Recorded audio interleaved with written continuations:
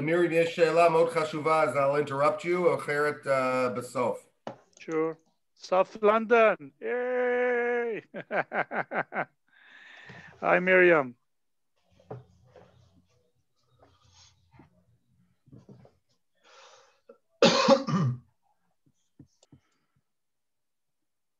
Nesher in California. Belgrade. Wow, Arizona.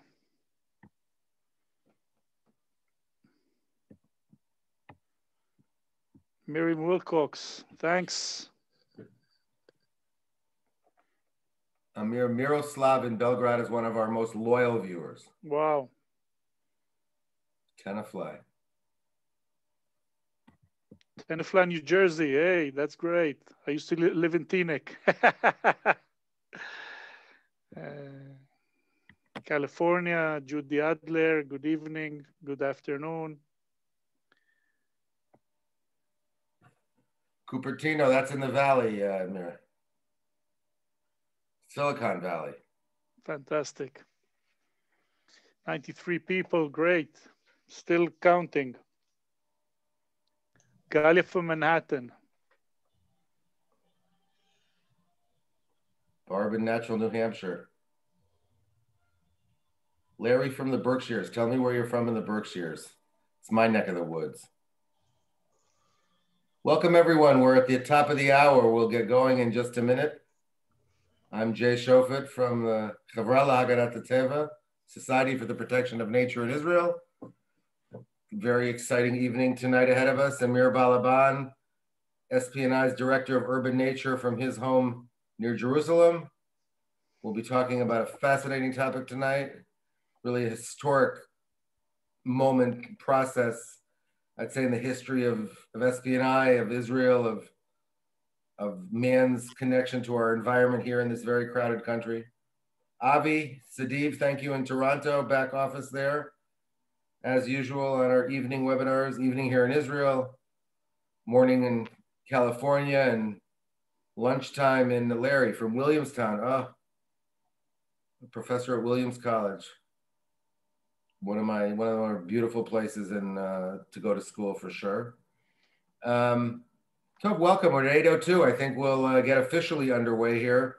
Over 100 participants already on this Zoom, and I don't know, usually another couple dozen show up on Facebook. Welcome everybody, I'm Jay Shofet, Direct Partnerships and Development for SPNI, the Society for the Protection of Nature in Israel. Here in Israel, I'm in Tel Aviv.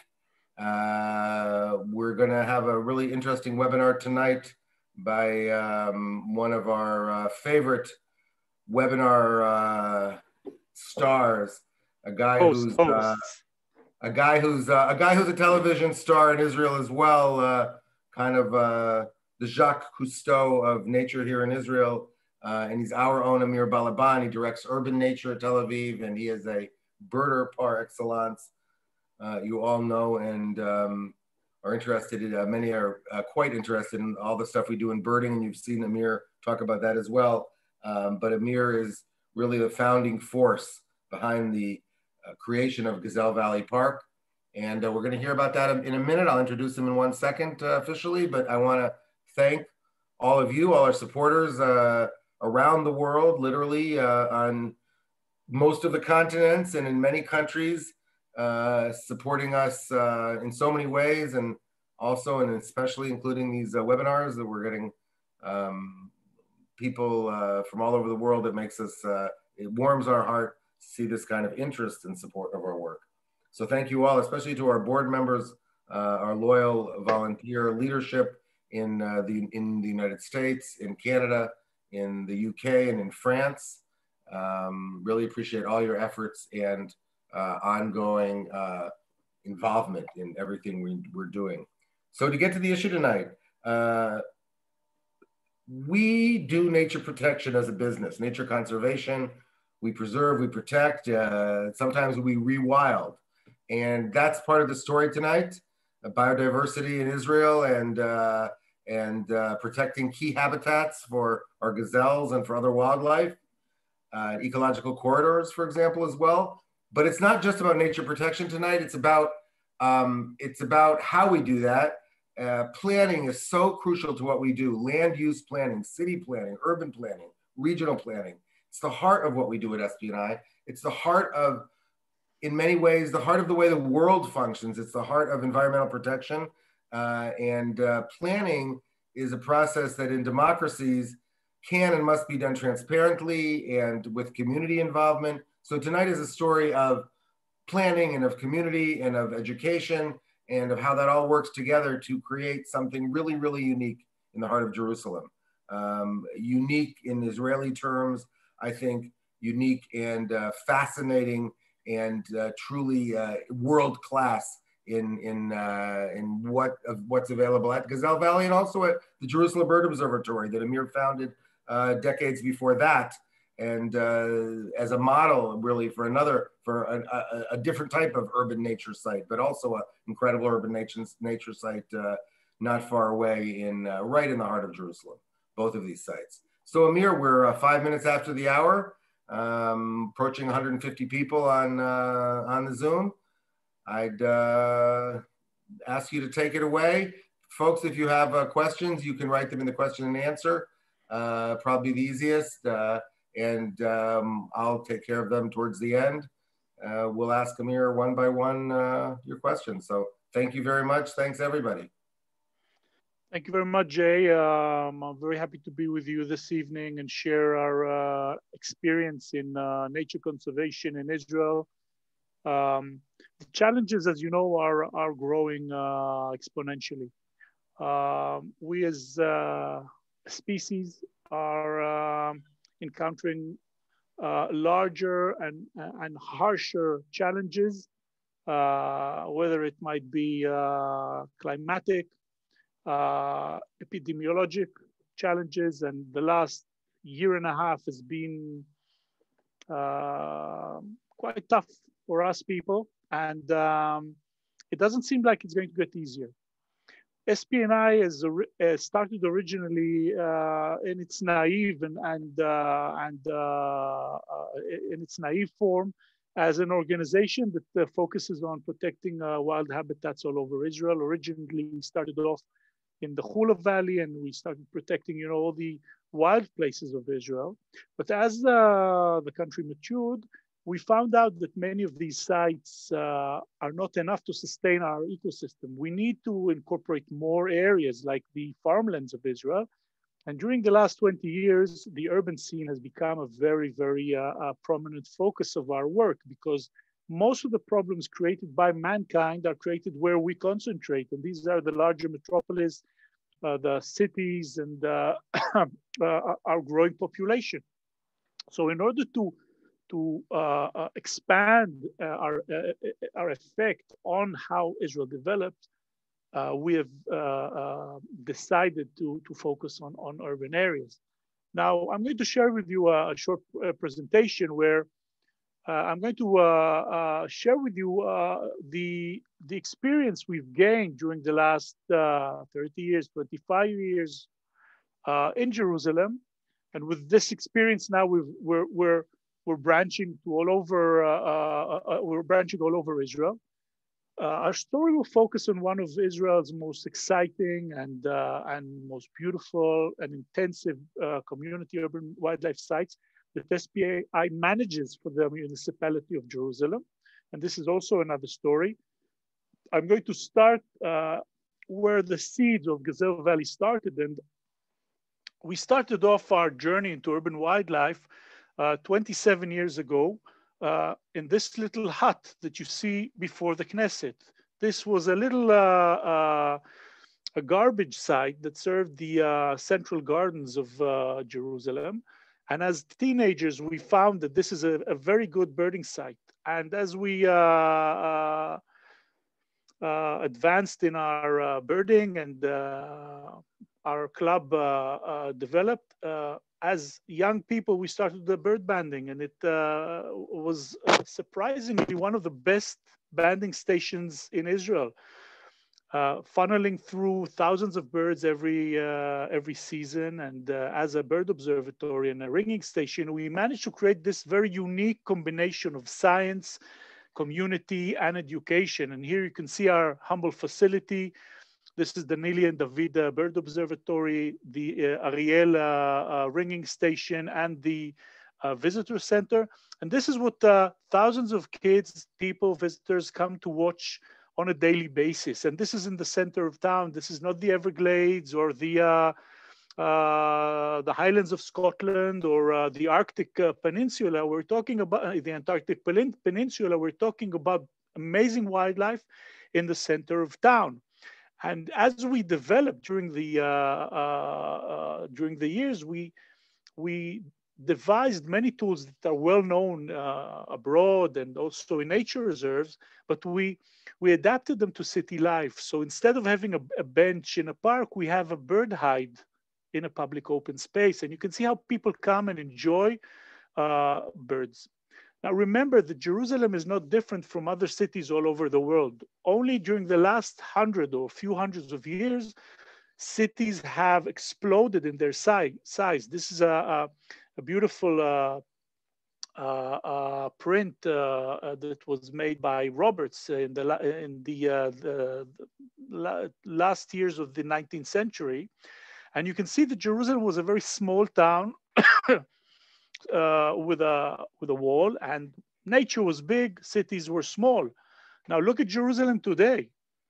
How does an ecosystem perform under these conditions? And if we don't manage the way cities developed, and if we don't take proper care of the crucial habitats that sustain the ecosystem where the cities are developing, we might find ourselves in very, very, very dire straits. For example, if we are too crowded, viruses can move very easily. If we're too crowded, water retention can become not something that pesters us, but something that threatens our life and livelihood. So we must understand that when we develop, we have to develop sustainably. So where does wildlife or urban wildlife come into the picture? And here you can see an aerial photograph of where the JBO, the Jerusalem Bird Observatory, started. The two arrows are two very well-known buildings. On the right, you can see the Supreme Court of Israel. On the left, you can see the Parliament, the Knesset, and the green area is the JBO. So we are kind of, I would say, nature's embassy in Capitol Hill. And the lesson learned in the JBO, such as who migrates through Jerusalem, and what habitats they need. By the way, this is Gideon Perlman, my partner, and two of our volunteers. The day we caught that little bird, the lesser white throat, carrying a ring from Sweden. That was like an omen that directed us to develop the site, to try and protect it. The lesson we learned that in order to protect wildlife in cities, it has to be a community-based project.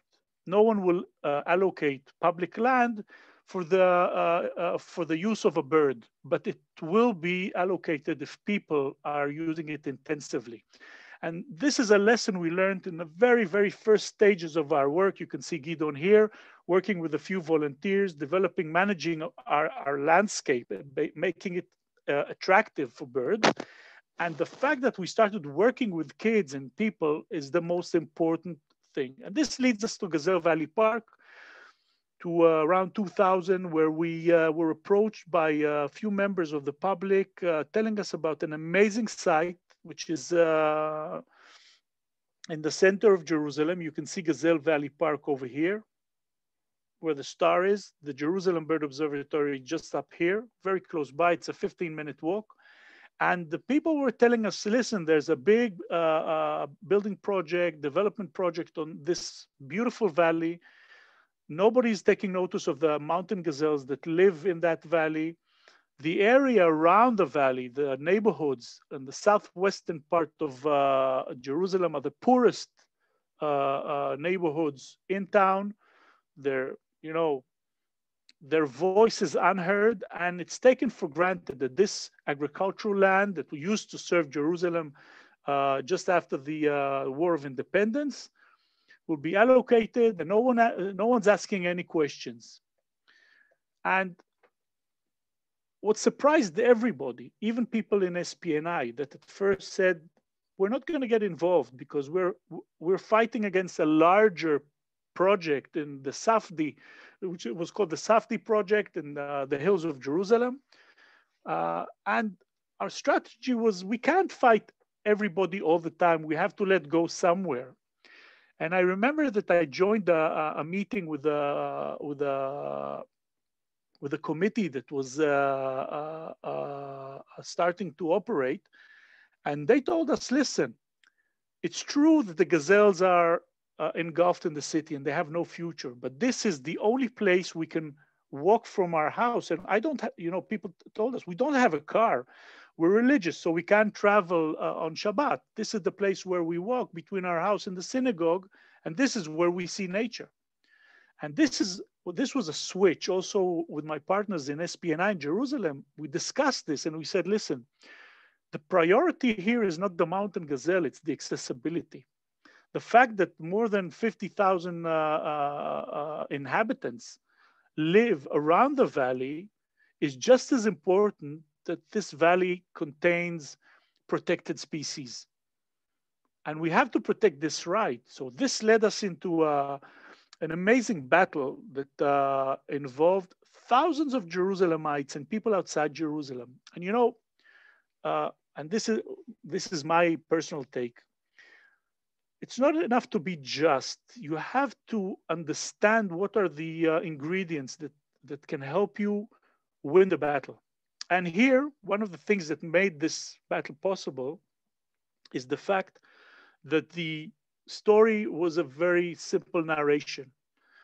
People that don't have a lot of money protecting public land, and people that have money that want to have more money on the expense of public land and people who live near it. And there was a hero there, and the hero was the mountain gazelle. The Israeli mountain gazelle is the symbol of Israel, Eretz Hatzvi. Okay, and if there is something that will symbolize a battle effectively, is something cute and furry, and this is exactly what the mountain gazelle is. And we'll talk a little bit about the mountain gazelles. So in 2000, there was a huge battle, a very varied coalition of organization that was led by the public. SPNI joined. We joined. And this is something that I must emphasize. Sometimes you have to be very attentive to the public, because you can think that you can develop and navigate wildlife conservation. But if you're attentive to the public, you understand that the public has specific needs. And this is what happened in our organization, SPNI. We became attentive to the needs of the public. So in 2002, surprisingly, and this was during Mayor Olmert reign over Jerusalem, the development project was scrapped. And then we understood that we have an opportunity. And what we did is that we created a planning committee with members from all the organization, from the public. And this committee devised 4 potential development projects for the valley. And they were basically exhibited to the public, and the people chose their preferred option. And one of the most amazing things was that people wanted gazelles, they wanted water, and they wanted free entrance. These are the 3 main things. Okay, and this was the concept, the programmatic concept behind the park, and we were fine with that, because as SPNI, we love gazelles. We know that water is the source of life in the Middle East and in the Mediterranean habitats in the desert, and we're also very keen on free of charge. We love accessibility. And from 2008, when the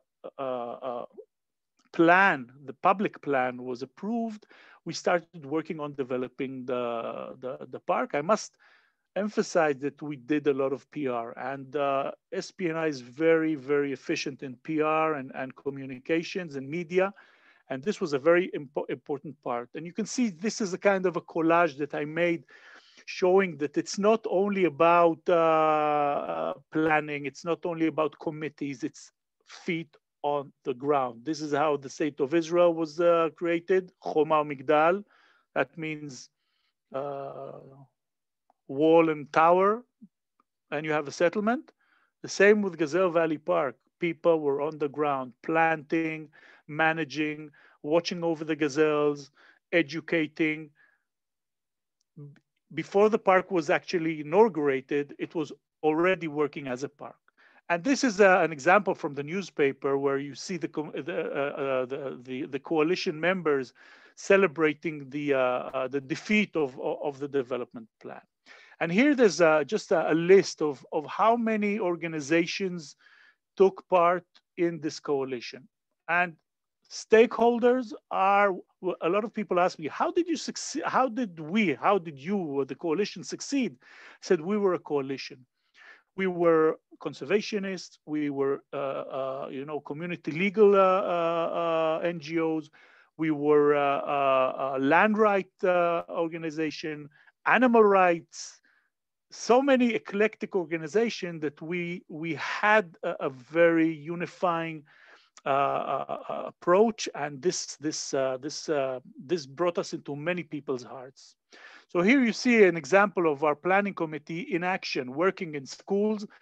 People started talking about internet during those years. I wasn't a believer. I thought internet would not catch up, in the computer, it looks so sterile, but apparently I was wrong about that. And the internet also took a part here because suddenly we could reach so many people and get so many answers. And this is the program that was devised in 2012. And you can see how the green area are designated to the mountain gazelles. These areas are designated for people. So here you see how with a limited piece of land, by dividing a planning zone and zoning, you can have thousands of people with gazelles living in one enclosure, which is a big challenge. We were not sure we could pull this through, but this was the concept. And of course, you can see our water system that there has been nothing like it ever in the history of Jerusalem. We're talking about wetland habitats. So we decided to go to supersize. And of course, in 2013, Mayor Barkat allocated 20 million shekels for the park, and we started executing the plan. And these were 3 amazing years. The intensity of the work was so harsh that I was not sure that we can, get nature kicking back again.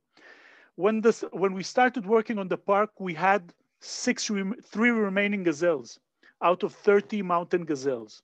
Okay, most of the gazelles were predated by wild dogs. They were run over on the main roads around the valley. So when we started working on the park and we fenced off the park from the roads and from the dogs and the jackals, we had 3 gazelles left. 3 gazelles left. And this was as we were building the entrance and the different areas.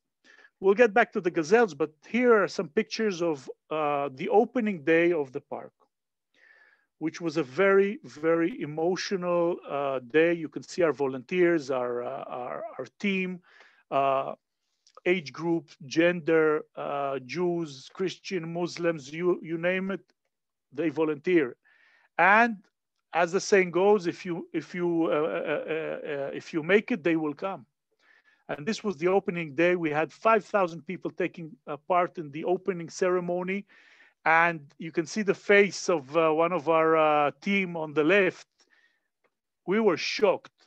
We were shocked by the public support and the public enthusiasm of this battle, because a lot of people, nowadays believe that money talks and nature walks. Here was an example where a public battle managed to change the course of a valley in the center of the capital. Not real estate, nature state, okay? And this was the opening day. People were marching in, and you can see the park is still in its development stage. And they were taking part in the different activities. You see, these were the original volunteer shirts. I'm wearing one today. I still wear them on a daily basis. People tell me, listen, you grow up, you know, start dressing as an adult. But I just love it. You know, it's fantastic. And as the month passed and the years passed, we see how nature rewilds the valley. We just need to let it do the work. We just have to let it develop. And you can see this fledgling of a great tit on the olive trees. The intensity of nature, if you let it operate, is unbelievable. Now, I want to show you this picture of one of 4 of our, you know, foremost coalition members. And I want to show you that this lovely maiden here on the right with the arrow on her. This is Frida. She was one of the most amazing volunteers that, you know, fought for this valley. And of course, she was invited for the opening. It was very moving. But remember her because I have a little story to tell you at the end of the presentation. Now, what you see here is how from a neglected site, this was an olive tree that was torched by a pyromaniac that was giving us trouble for a few years in the valley. We moved to a fantastic place where migrants come, stop, and recuperate, okay? By the way, most of these burnt olives regrow from the roots, and maybe I'll have a picture at the end. The other element is the water system. Water retention in urban areas is one of the most challenging subjects we're dealing with and specializing in urban cities.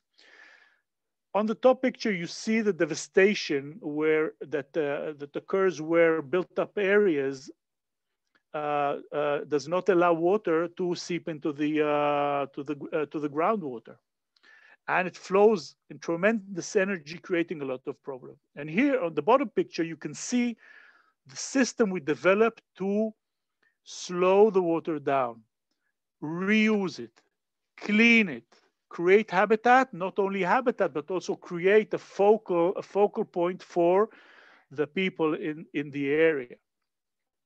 The tools we use are engineering tools that are used in water reservoirs in Israel. Israel is very advanced in its water engineering systems.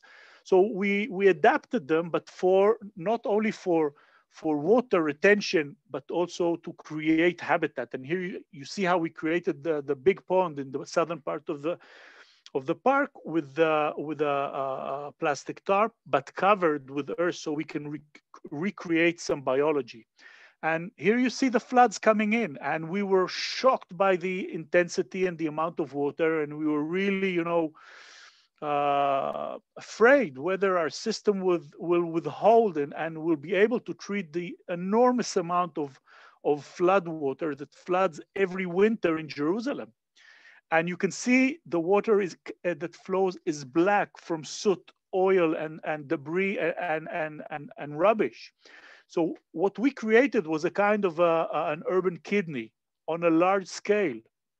And this is the schematics of the system. You can see how we actually circulate the runoff water with a pump, making sure that when it's circulated, it runs through vegetation, pebbles, bacteria, and a lot of biology that takes a lot of the nutrients out of the water. So this is one of the first impressions of when the water system was filled, and you can see the scale. There has never been such an amount of water in Jerusalem. We were doing something crazy. And you can see here, this reflection is not from Tiberias. This is not the Sea of Galilee. This is Gazelle Valley Park, okay? And here you can see it from the Holy Land Tower, seeing the scale, seeing how this is engulfed in the city. During the seasons, of course, it becomes an amazing thing to see how water reflects in winter and summer and how it creates life. And here you can see an example of one of our wild thistles and one of our prettiest beetles. And this is another unique thing that we incorporated in this park, changing the view of how people see wild plants and wild animals in the public domain. And at the beginning, people said, listen, why is this park so neglected? We see all these thistles. And then we explain and we show.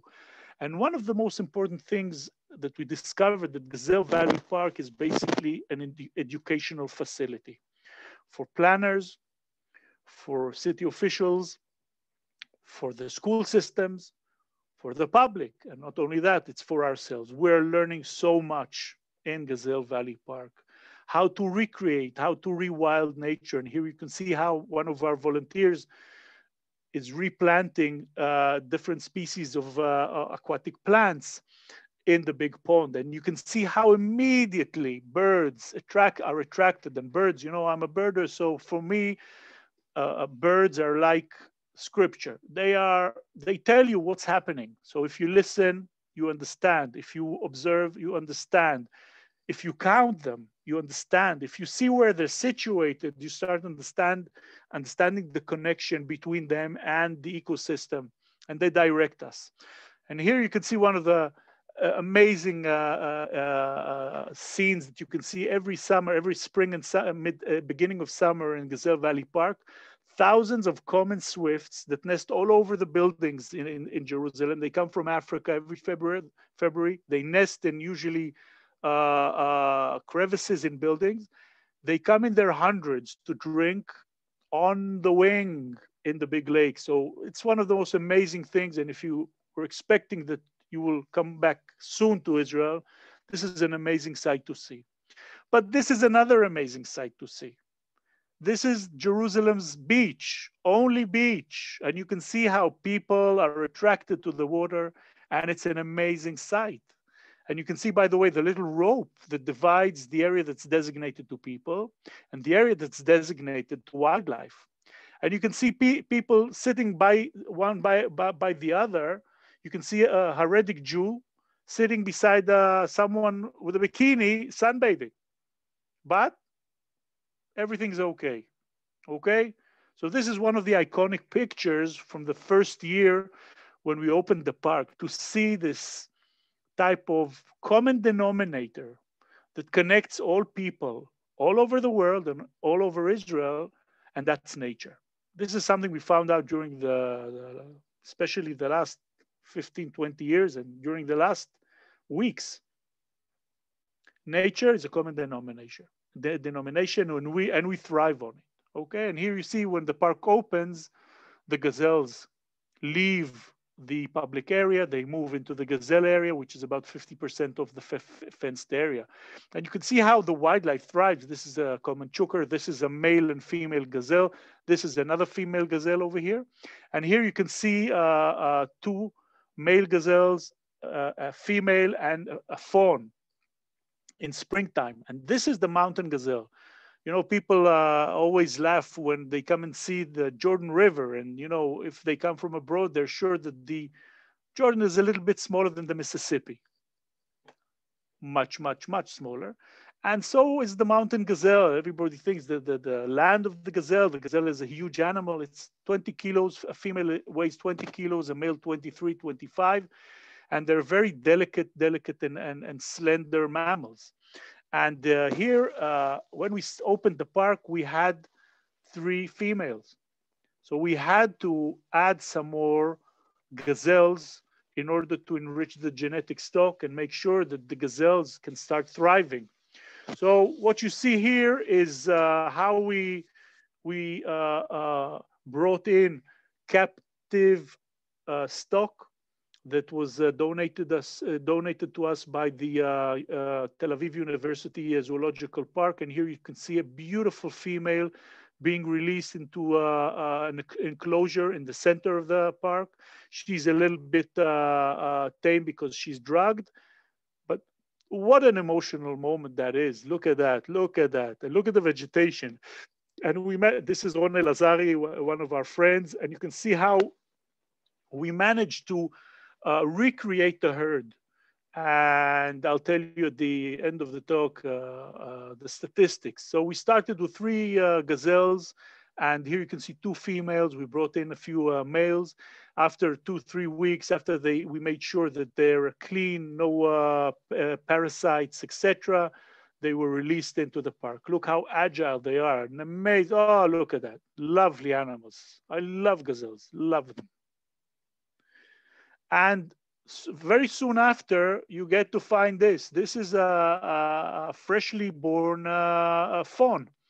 And our team is trained to watch the females, figure out where they're fawning, making sure they come, they check the gender, and this is how we record and create a kind of a herd book, so we can monitor the development of the gazelles in the park. And this was an amazing story that also made headlines because this female had twins, and this is a very, very rare occasion. Now, this female was named after Nechama Rivlin, the deceased wife of Ruby Rivlin, our president, our former president. She opened the park for us. She came to the inauguration. So we honored her with a beautiful gazelle that was named Nechama, and Nechama had twins. So you can imagine in Israel, this is headline news. It was on the radio, it was on the television, and of course it was headline news in the newspapers. And we make sure that each time the Gazelle Valley Park is in the news, it's always the Jerusalem Municipality's Gazelle Valley Park. And many times in SPNI, people ask us, what's this? Why don't we get the credit? We want the Jerusalem municipality to get the credit because we want more Gazelle Valley parks. We want every mayor to be very proud of Gazelle Valley Park and parks and future parks, and we'll talk about this a bit later. So this is just a general idea of the census we make, because we not only count gazelles, we count people. We want to know how many people use the park. And during the last year, this is from, I think, 2015 or 16, we have over 150,000 visitors that enter the park. During Corona, the park was a lifesaver for people. The first lockdown we had to lock the park. People were climbing over the fences because they couldn't stand staying outside. They needed to be in touch with nature.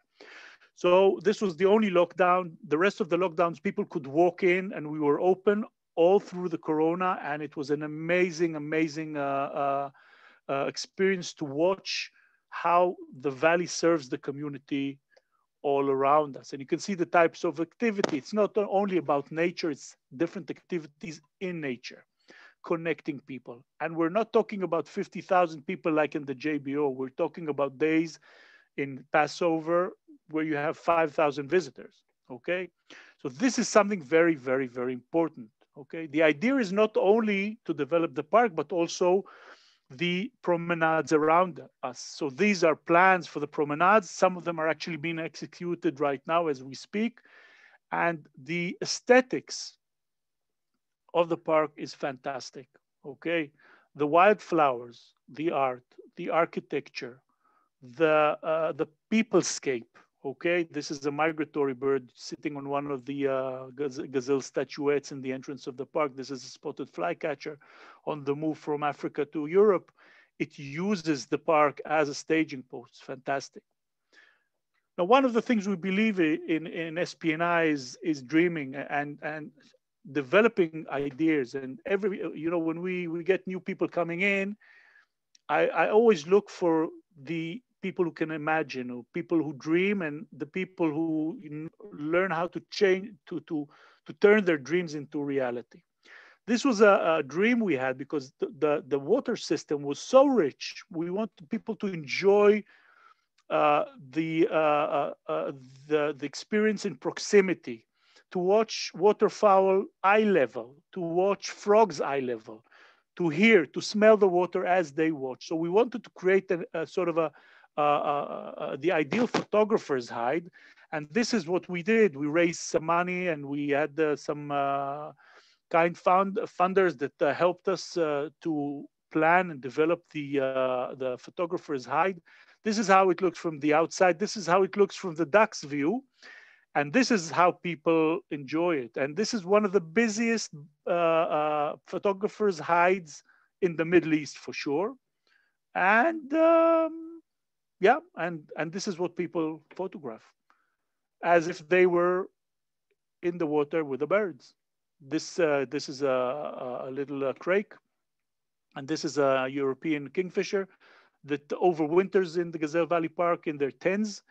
And the most amazing thing we started seeing is how rich the wetlands are and how waterfowl multiply. These are coots and the little ugly cootlings as they are born. They're one of the most ugliest waterfowl I've ever seen, but it seems like the prettiest thing for their parents. And this was a great celebration. This is a female Ferogenous duck. This is an endangered species that was discovered surprisingly in 2017, winter of 17, and they stayed on. And in at the spring of 2018, we spotted a female with 3 ducklings. Now, this endangered species chose an artificial wetland in Jerusalem to start reproducing, where in other places in Israel, they're just disappearing by their dozens. So this was an amazing pat on the back for us, that we're doing the right thing, that we're managing the project properly. This was also after we started integrating recycled sewage water in summer. Our water system now is not only a seasonal winter wetland system, but we call it a hybrid system. It incorporates water runoff and sewage water in summer. So we have a constant level. We do play with the levels, but we have a constant level of water. And here you can see these amazing ducklings hunting midges.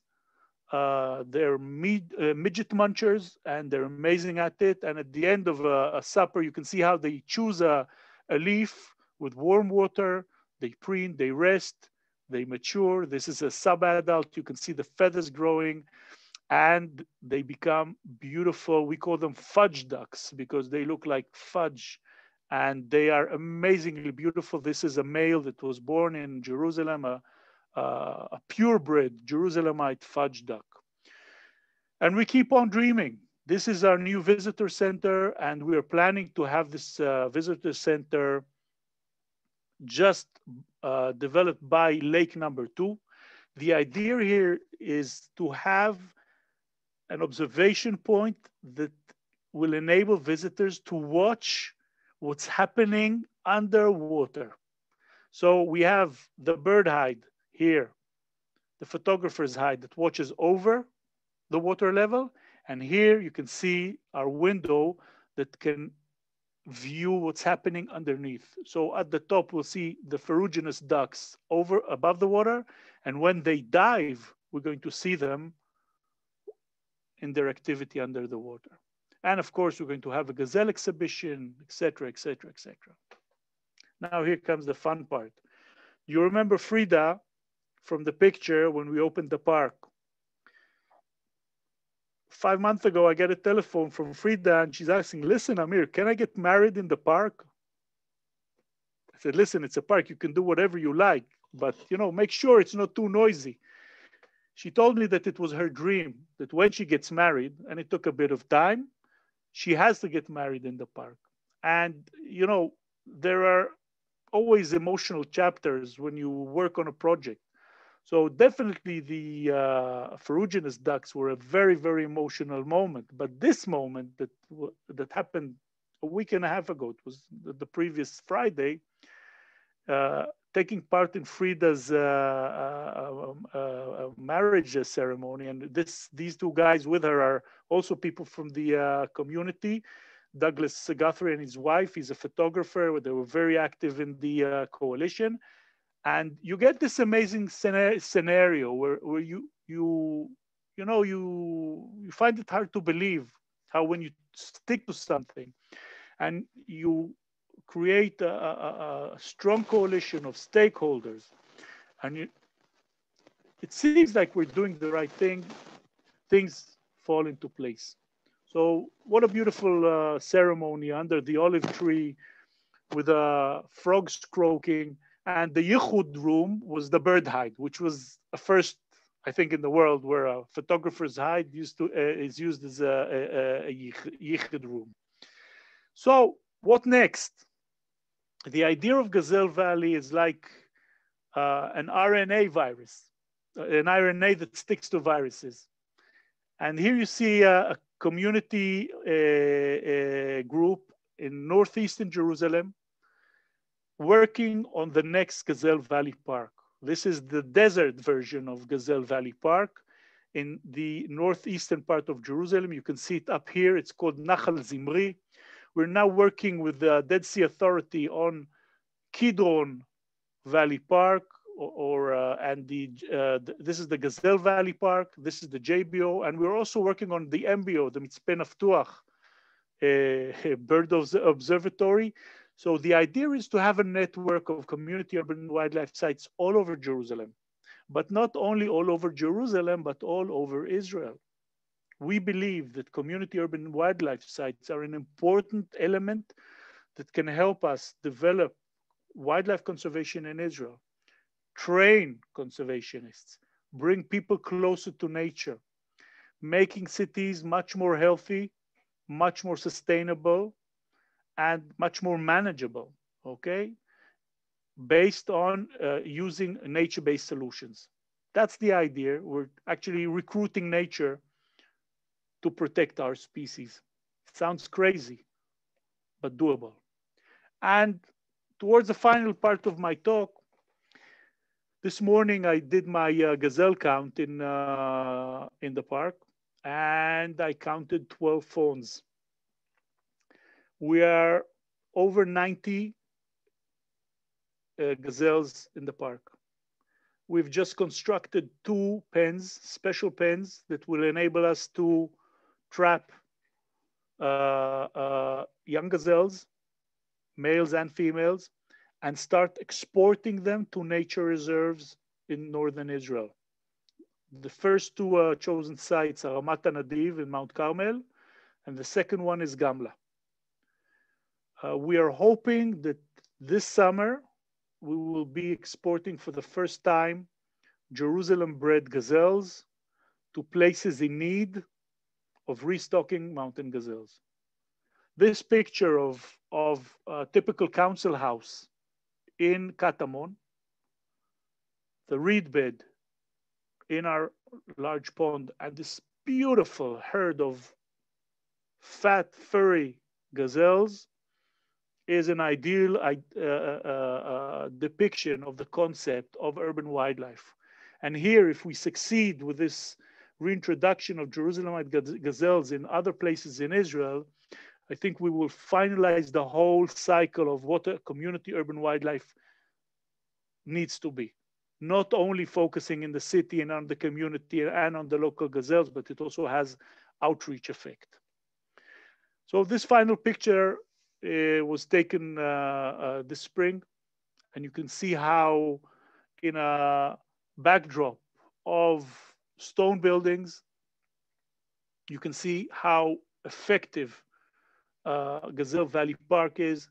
You can see the light rail just in the southern part and the new promenade that's being built. We're also working now on a new promenade along Begin Road. So hopefully in the next 4 years, we'll complete the central visitor center, and we can say that we've accomplished a great deed for Jerusalem, for wildlife conservation, for sustainable urban development, and for the community that's living around.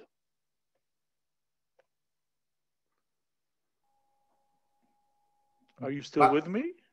Wow, Amir, thank you so much. Are you done? Yes, I'm done. This is question time. Cool. We only have a question or 2 from our audience, but I have a couple of questions I really need to engage you with. Yeah. Fascinating talk. Unbelievable. I'm just filled with pride over this organization we work in. We have a question, and this will give you an opportunity to talk a little bit about the management of the gazelles.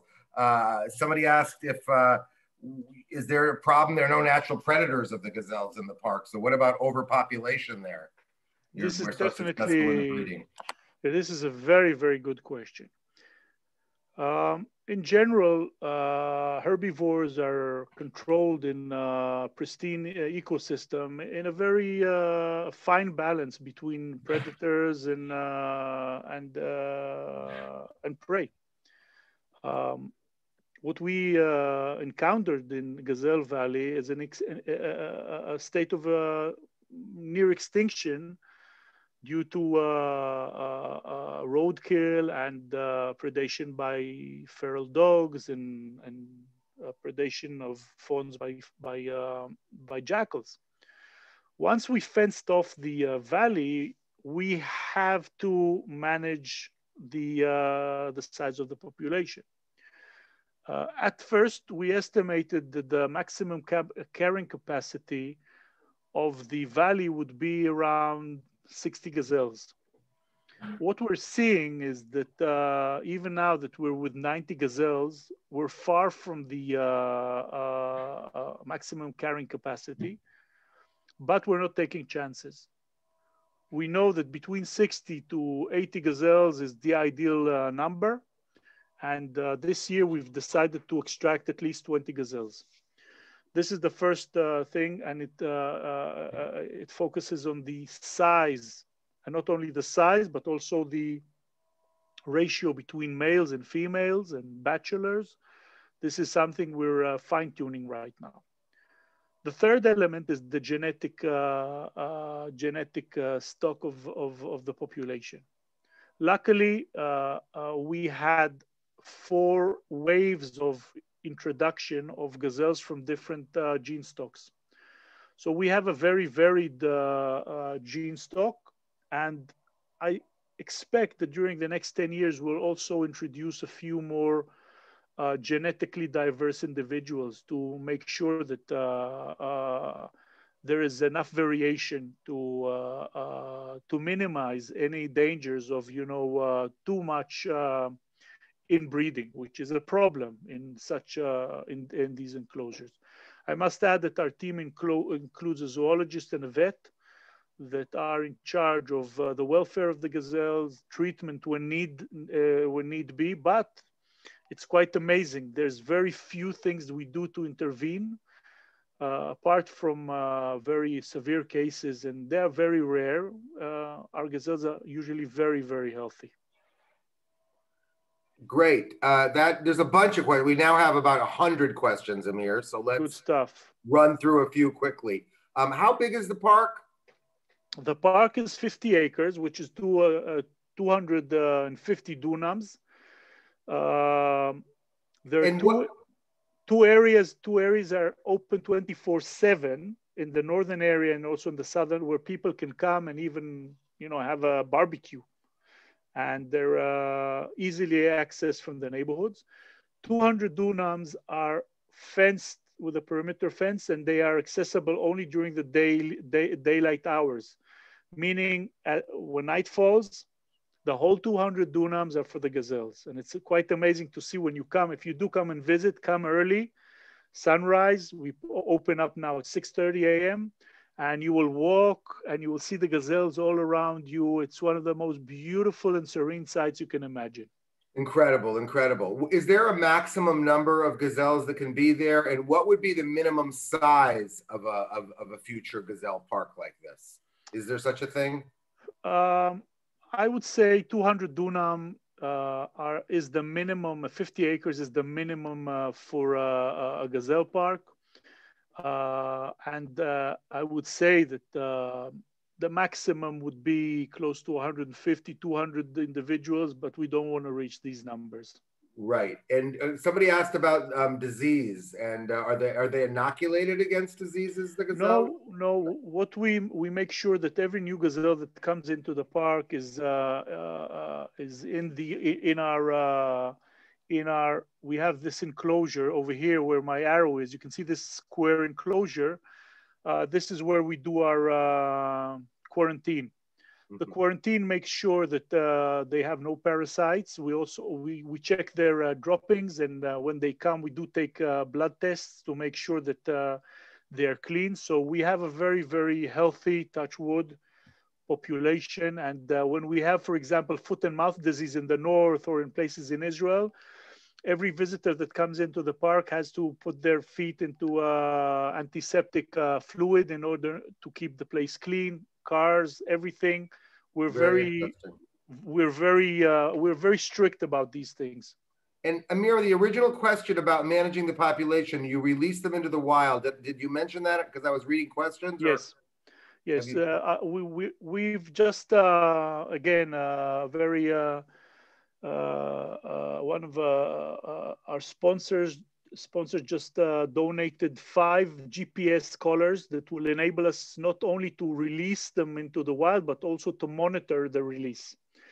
These are expensive GPS collars, and they're also expensive because you have to buy the information, but it will enable us to assess the success of this project. And so this is also another aspect of our work. It's not only land management, it's not only planning, but it's also, we have to use a lot of tools used by zoologists and to make sure that our work is soundproof.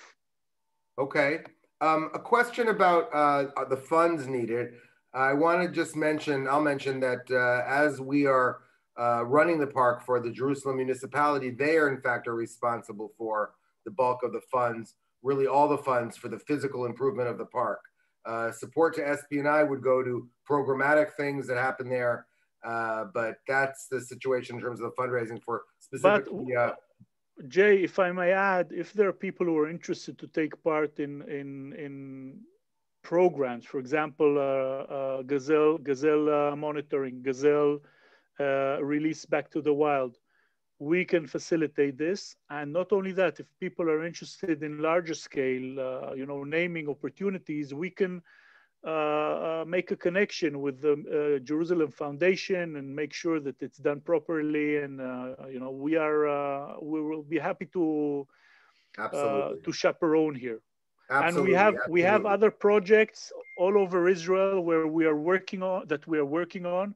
Most of them are in the planning stages, and there too we would very much appreciate any help, funding, and partnership with anybody interested. Absolutely, and we thank our donors.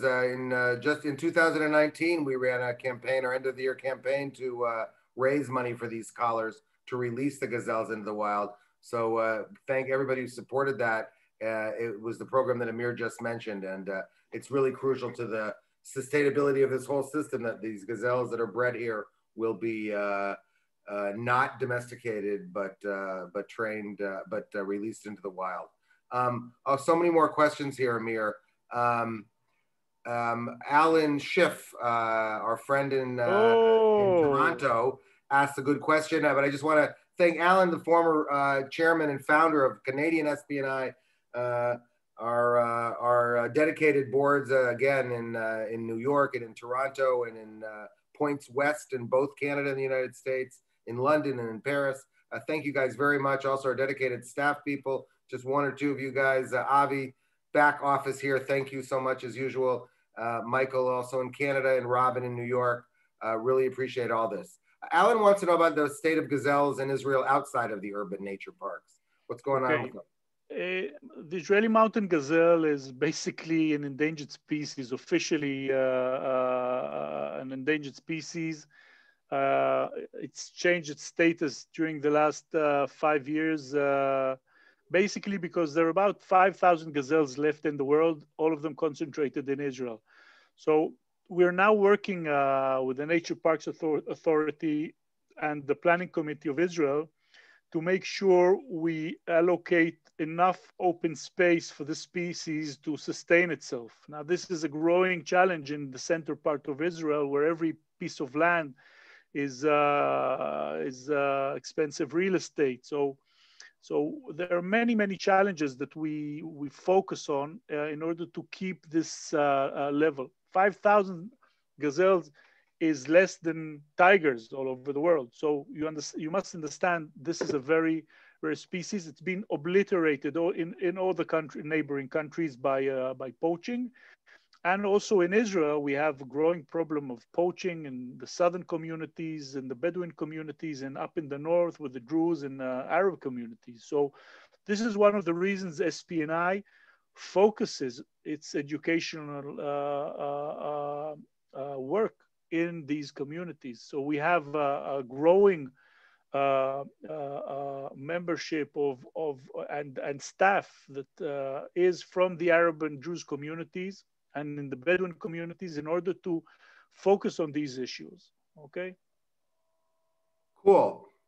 Quick questions. We're pretty much at the top of the hour now, and I want to respect the time. But there's a bigger question I have to get to at the end, which is about the real estate. But just people ask, where exactly is the entrance, and what about public transportation to the park?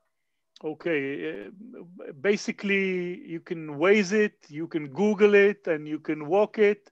It's 20 minutes down from the parliament toward the southwest, the beautiful promenades. It's through the Valley of the Cross, the Botanical Garden, and we're the next station. There's going to be a tram that's going to pass, and we're going to have a Gazelle Valley Park tram. And we have bus stations, and we even have a park if you can't, get rid of the addiction. You can even park in our parking. Free access, open from sunrise to dusk. Cool. Here's a question for one of our board members in the States. Do you have an idea of the return on investment to the Jerusalem economy of Gazelle Valley Park and the other planned parks? Yes, compared to the developing of the land? And that, Dan, you speak to exactly what I wanted to ask Amir. In your initial telling, you sort of glossed over, well, Amir killed the development plan, and then we had options of what to do. How did you break the tie between the tycoons who want to develop Jerusalem and the people who want to just live in nature? How did that happen? First of all, we have planning laws in Israel.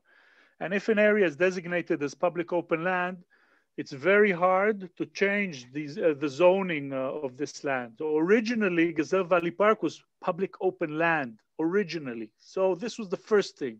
Okay. The second thing was that although public land or the use of public land for agriculture is allowed in certain situations, in order to change this zoning, you need to invest a lot of effort with the politicians. And then you have to work against the public, because usually the public will not let this go very easily. That's the third thing. The other element here, and here I'm trying to, talk about the larger urban planning scale. It's easier to create a park than to create development. It's quicker, it's cheaper. Now, what happens is when you develop a park, everybody wants a piece by the park. And what we saw immediately when the park was approved, how the developments around the park, and you can see here, everything here is being built. And we're talking about high-rise building, 30 stories high. You can see all this old neighborhood being renewed. And the buildings that were renewed were the facade of the building was turned 180 degrees to the park, because people, instead of having their washing machine watch the gazelles, they wanted to have their morning coffee in front of the gazelles. And when you would ask them, how much does their flat worth? If you would ask them before the park, it would be 1 million shekels. Now it's 3.5 million shekels. And you ask them, why so expensive? Because they say it's on the park. Amazing. So the added value, the real estate added value is not specific on the site. It's a regional area. So if you have a low-income neighborhood and suddenly you get a beautiful park that everybody comes and visits, hey, it's an investment. So we see how, of course, we're not naive, and we understand that you can't have parkland all over. But if you have a good habitat and you have a good area, which is relatively level in Jerusalem, and Jerusalem doesn't have a lot of level areas because it's a very hilly city. you should prioritize developing a quality public open space, even better, a community urban wildlife site, in order to enhance and speed up the whole section of that city. And I think a lot more people and developers are understanding this. And a lot of people are now marketing their new projects around the park as Gazelle Valley Park view and yeah, and the park view. Suddenly I understand where these words come from. Park Lane, Park View, etc. That you know from where you come from all over the world. So this is an interesting concept. Particularly relevant for a landlocked city like Jerusalem, where there is no beach view. This is the beach view for Jerusalem. Yeah. We're over the time, so we'll just take a couple more quick questions. Here's a softball for you. Are you seeing a larger number and more species of migrating birds since the Gazelle Valley has been around? Absolutely. Specifically from the JBO to Gazelle Valley Park, we've had an increase of 20, 30 species during the last 3-4 years. Some are common, such as newcomers like the black-winged kites that are starting to appear in Jerusalem, and some rare ones. We had a Chinese heron visiting not in the Gazelle Valley, but in the Botanical Park, which is a new species to Israel. It was a beautiful, a twitch for hundreds of birders that came from all over the country to watch this rare bird. And in the JBO, we see regular new species coming in every year, and it's really fun to take part in, taking care of this sort of a green corridor in town. Cool. Quick question, the difference between gazelles and deer. Oh. Probably a North American question because it takes us a while. Yeah. Well, gazelle is an antelope. And in North America, you have one antelope. It's the pronghorn, which is basically a type of antelope. It's a very close relative to the gazelle. Deer are a different family. They shed their antlers, okay, on a seasonal basis. And each year they grow new ones, larger and larger. You have the moose, the white-tailed deer, red deer, etc. And they're much larger usually. And we have about 25 species of gazelles all over the world, mostly concentrated in Asia, Arabia, and Africa. Okay, so that's the difference. Gazelles do not shed their horns. They have a bone structure covered with chitin. Okay, and this is the basic difference. Another much smaller, Amir. Another difference is gazelles are grazers, and deer they eat leaves also. I forgot the proper name for this. I'll remember if I remember by the end of this cast. I will say it. They're leaf eaters, but they're also gazelles are much smaller. Americans are always surprised in Gazelle Valley Park. How small and cute they are. They're small, cute, and very agile. They can reach the speed of 40 Ks just like that. Yeah, and they have a special physiological trait that they can keep on running top speed for a long time, and this is their secret weapon against predators. Herbivores, yeah, they're definitely herbivores, the deer as well as the gazelles, but deers probably eat leaves because they're taller and can reach them easier. Yeah. They're much more woodland species, forest, woodland, and the gazelles are savanna. Browsers. Browser. That's. Thank you, Roz Cohen. Thank you very much. Excuse me. It's already 8:00 p.m. So we know hunter-gatherers. Now we know browsers and grazers. Thank you very much. Thank you very much. We learn here as well. Listen, a question about ecotourism that we run. I'll just say that SBNI in Israel in Hebrew for Israelis runs tours all over the country all the time, dozens every month, short, long hiking, nature stuff in Hebrew. If you're looking for stuff we do in English, so we run a couple nature trips a year. There's one coming up in November. Contact me directly about that, and next spring as well. But the birders have trips that focus on birding. They do tailor-made trips all the time. They have a few coming up. Amir, do you want to say anything about ecotourism? Yeah, first of all, when you come over to Jerusalem, feel free to pop into the JBO. A lot of our staff are English speakers. And also we can organize a beautiful activity in Jerusalem, Gazelle Valley Park, and different other sites. And of course, November is fantastic. There's going to be a bird festival up in the north. I think really you should check if you're interested and you're already able to travel, check these possibilities. And again, springtime, wintertime, it's fantastic to come over. We can always share some information with you, and we'll be happy to see you. A final question I missed before, but this is another softball for you. Volunteers, obviously, they do educational work and they work with the people that come. Do they also volunteer for the maintenance of the park? Yeah, we have a large volunteer corps in Gazelle Valley, and I would say you can be blind. Blind is a problem, but you can be dumb, and you can come and check. We have a perimeter fence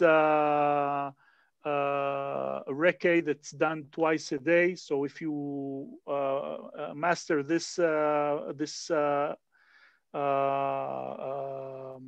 challenge, not a problem. We do a lot of plant maintenance in habitats. A lot of reed beds need work. We do a lot of work in the wild areas, which is habitat management work. And we have a lot of English speakers, so it's really fun. Just come, we can connect you with Amanda, which is our English speaker volunteer coordinator, and get you fixed. If you come in summertime, that could be fun. We're a terrace building. We love rebuilding our ancient terraces. That's also it's physical, but it's gonna get you fit.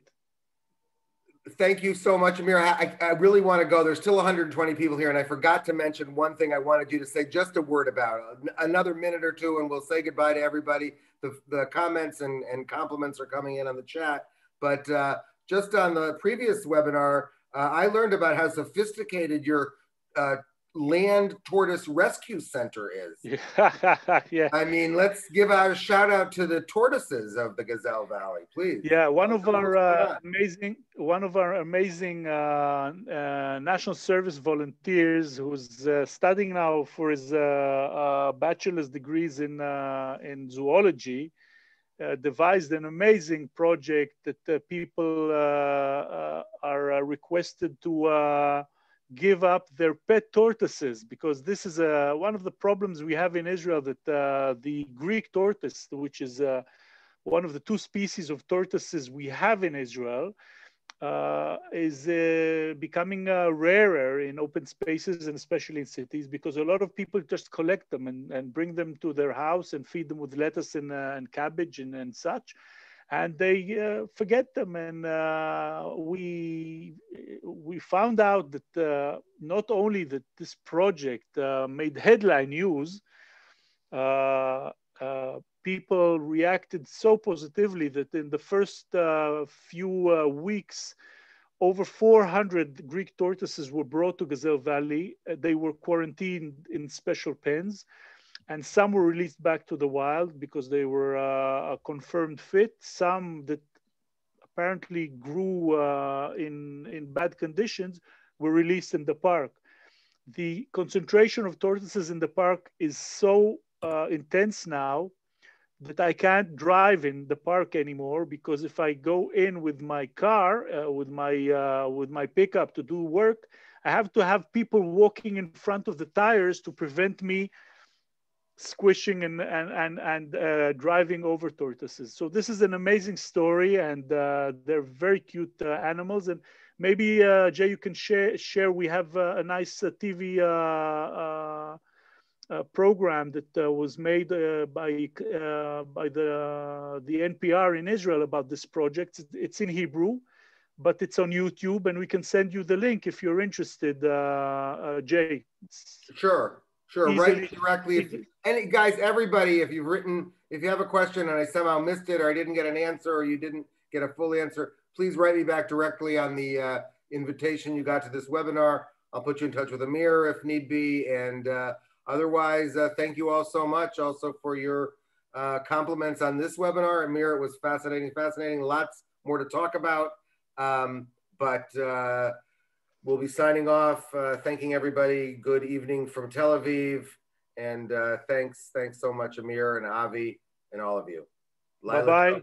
Have a great Sunday. Boker Tov, yeah. Shavua Tov. Have a good week, everyone.